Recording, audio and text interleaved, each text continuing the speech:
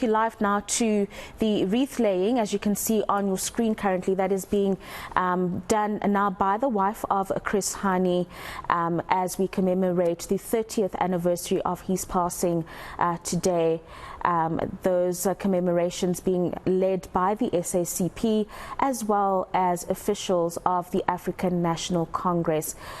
It looks like, apart from his wife there, we've got SACP officials. We've also got a Minister of Arts and Culture, Zizi Kodwa, who's in attendance, representing the ANC, one would assume, and of course many other interested parties. His wife spoke about him a little earlier on, about him being a husband and a father, living a life outside of the spotlight and being a struggle stalwart, being a dad that loved to have a good time with his children. She recounted stories in 2013 of little arguments that would ensue within the household, but they would always end in laughter and happiness, because that's what she said he loved to do, be around a household full of laughter. We do have Mangoba Mkhunu, who is covering the story, and hopefully we get to speak to him after the official wreath laying has completed. But there, as you can see, that is currently happening. Mangoba Mkhunu, I do understand that you are on the line. Can you hear me at the moment? We are currently having visuals, live visuals of the wreath laying. Panyaza Lisufi, Zizi Kodwa, the wife of Chris Hani, in attendance as well. She laid the first bout of flowers on his grave.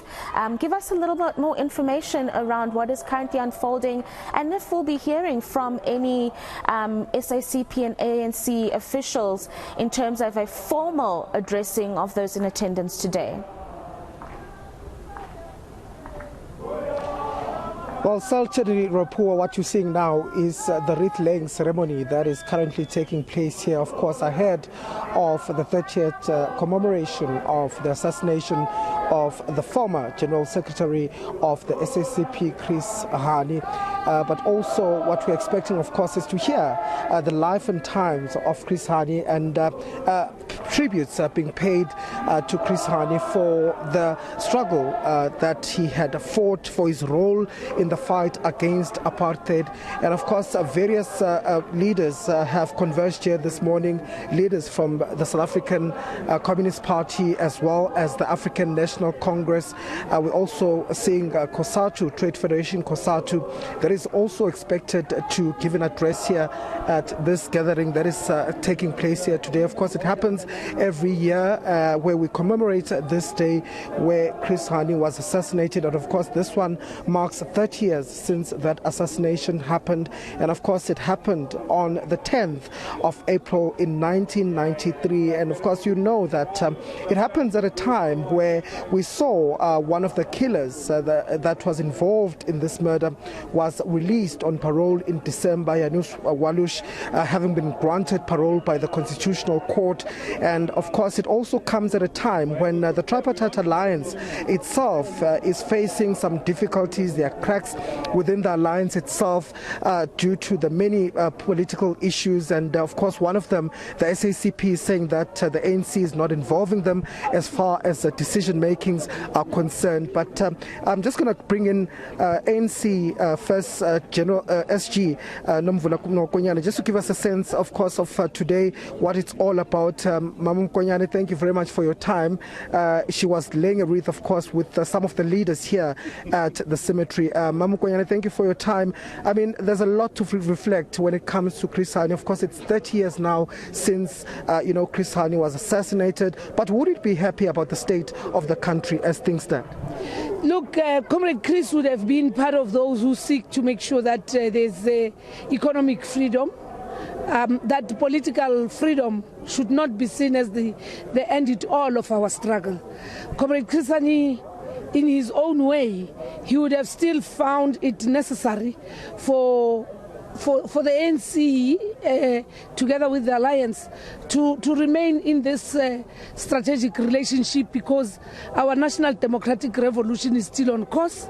With all the challenges currently, they require all of us to self-reflect and work openly with one another and improve where relations have been strained. Chris Hani would never walk away from either the party or from the ANC. Typical of him, he would have found space in the ANC to help shape the ANC for what is supposed to be, so that then it continues to be a leader of society. And good that we're coming from a conference that emphasized the need for decisive action as we deal with the services and the improvement of quality of life of our people. It's good that we come from a conference that said we must reconnect with civil society and work and be amongst the people of South Africa, so that then we do not lay claim of being a leader of society, but we, through our work and our actions, we earn being a leader of society. So Chris Hani would have been on the side of the poor, on the side of the vulnerable, and Chris Hani would have remained in the ANC. But what would you say to those who say, the SACP, as things stand, they're talking about possibly standing alone in the 2024 elections, and this speaks to the cracks within the tripartite alliance, and surely this doesn't augur well for Chris Hani's memory, the 30th anniversary of his death. As you say, those are the cracks, and they're talking about possibility. So that possibility is what some of us will work hard that it does not occur. It should not occur, especially now, when hostilities, not only in South Africa, but throughout the world, hostilities against the progressive forces are intensified. We need to be much more introspect, but we also need to close rank and not only deal about issues of political office and deployment to one position or the other, but we need to have a relationship that speaks of what exactly is this national democratic revolution about.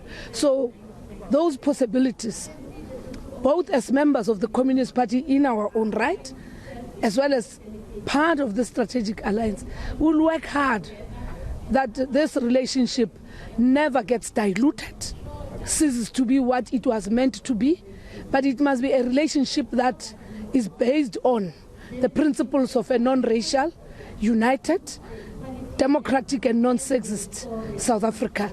The struggle for socialism can never be realized without a national democratic state.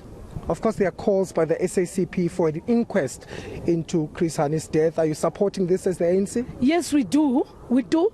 And remember also, coming from this conference and the previous conference, we also said there must actually be a reflection on the reparations of all the cases and incidents as they came out of the TRC. These are some of the things that create unnecessary tensions in the organization, because it's things that the highest structures of the organization have agreed upon. That inquest must happen.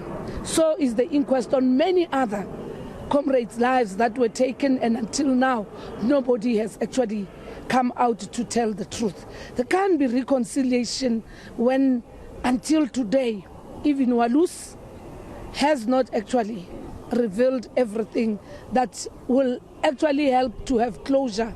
But the only way of having closure of the assassination of Comrade Chris Hani is through a national democratic revolution, a struggle together with the people of South Africa for a prosperous South Africa where there is no hunger, where there is no poverty, where inequality and abuse of children becomes something of the past. Okay, let's talk about the letter. Of course, I know that you've responded previously about the letter that the former President Thabo Mbeki has written to the party about, you as the party shielding President Ramaphosa on the Phala-Phala.